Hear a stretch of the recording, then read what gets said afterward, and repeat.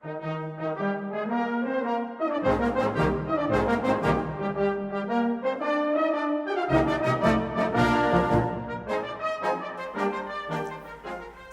lockdown in Sidmouth, we've kept quite busy.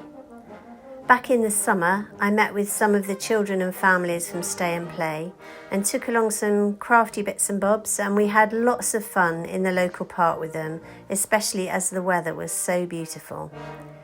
We've also sent all of the children a homemade birthday card through the post on their birthday, and I know that's really been appreciated by the children and their parents. Then in the autumn, we delivered an activity pack to every child at the end of October, and then another one for Chris Dingle recently for all the children who come to Stay and Play.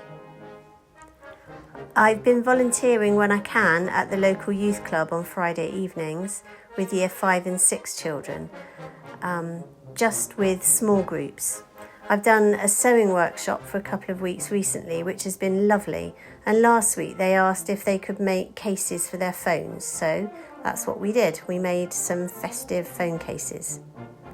And one of the highlights for our drop-in friends, mostly older people, was when we were able to meet at the local pub, the Balfour, just a few of us, to make some cards and do a bit of crafting. It felt like a moment of normality again, which was lovely. So they're just some of the things we've been up to in Sidmouth over lockdown.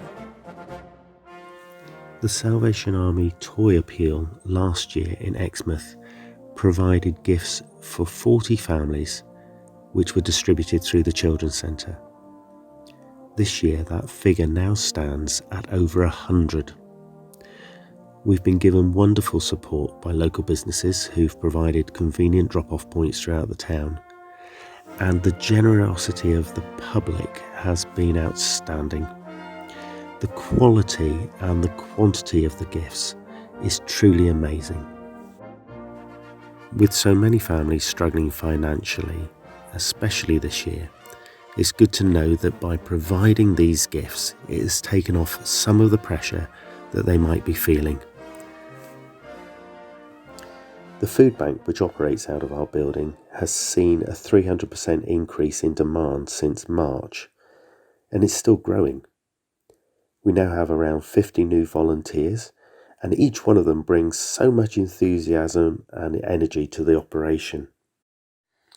Although our clients aren't able to come into the building to collect their food at present, over the last 6 months we have seen so many new people, either volunteers or people coming with donations of food or money.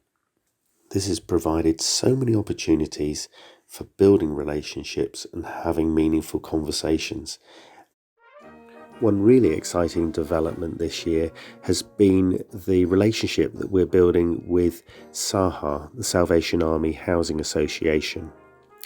We're looking to provide volunteering opportunities for some of their residents. Just a few weeks ago, 2 of the residents plus the volunteering coordinator came along and helped decorate our secondary food store. We have other projects in the pipeline for next year, and we look forward to working with other residents in 2021. Back in October, employees of Aviva Insurance offered their company volunteering day to decorate the exterior of our building in Shepherd's Row. Because of the COVID crisis, our maintenance budget had been frozen, so scheduled work didn't actually take place. The offer from Aviva was most welcome, and we now have a gleaming white building. Since the beginning of lockdown, members of our corps have gone online on Tuesday afternoons to join Highlights. It's a virtual coffee lounge. They enjoyed talks, quizzes, storytelling, chair exercises and much more. Highlights is a group to help those who are isolated or lonely. We learned last week that one of our members is going on a befriending training course. Everyone is really upbeat about these sessions and have seen at first hand the difference that they make to individuals who are struggling with loneliness or isolation. Everything we are engaged in regarding kingdom building should be underpinned with prayer and surrounded with prayer. With this in mind, in October we started Powerhouse. It's called Powerhouse of Prayer and Opportunities. Everything we do, we bring to the Lord.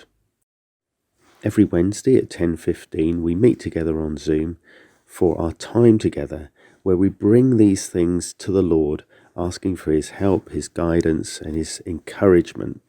And we've had loads of that. We thank him for all the answered prayers and for the focus that he's given to our everyday activities. For those who are unable to attend, we circulate the prayer focus each week so that they can join in with their own devotions in their own time. Although during this period of COVID it's been difficult to sell the war cry, doesn't mean that the word hasn't been getting out.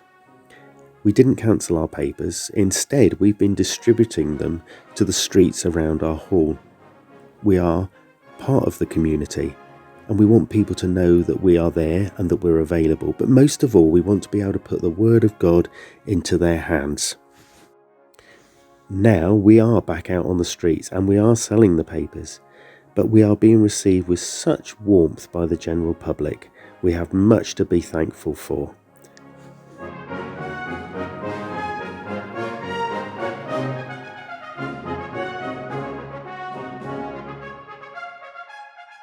During lockdown, Exeter Temple has been heavily involved in cooking and delivering over 160 takeaway meals every weekend. And that's to a variety of places, to hotels where some of the homeless have been housed by Exeter Council, to individuals in their own homes, as well as to those that come to our door. We also provide goodie bags which go out with the meals, and it is very much appreciated by the folk. It has been a great privilege to keep in touch with our members by telephone, letters, and by delivering the army papers every 2 or 3 weeks. And in the lead up to Christmas, we have been preparing Christmas gifts to take out with the traditional festive meal on Christmas Day. And it was great to have the help of the university students who wrapped about 232 gifts over 2 evenings, all socially distanced, of course, but what a fantastic job. We have been overwhelmed by the generosity of Exeter residents who have given an abundance of toys and monetary donations to our Christmas present appeal. This has enabled us to make Christmas a little easier for so many families who are finding life very difficult this year. Thank you. Toys have always been our focus, but this year there has been an increase in requests for food parcels, and at the time of recording this, we have been able to supply over 80 families with Christmas food. Thank you to all our wonderful volunteers who put the boxes together. Just recently, the guys have had a virtual sleepover, and the leaders were busy making up craft bags and delivering them so the girls could share making them together.